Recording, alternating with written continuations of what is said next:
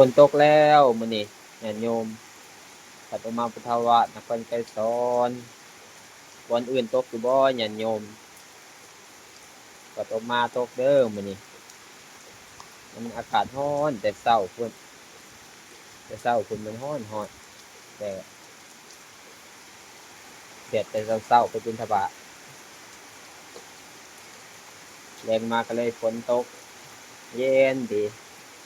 อากาศเย็นชุ่มชื้นต้นไม้ก็สดชื่นเขียวงามได้น้ำได้ฝนฝนตกเริ่มฝนสิตกแล้วเนาะ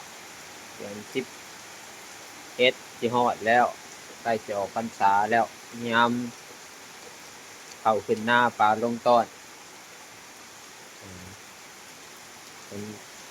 เดือน10ค่อยเดือน11เข้ามาลมลงฟ้าลมหลวงฟ้าลงอีหยังนี่จักหน่อยนี่เนาะ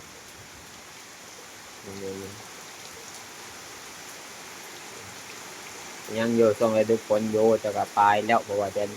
11เก่าแล้วสิฮอดแล้วมื้อนี้ก็จะค่ำแล้วนี่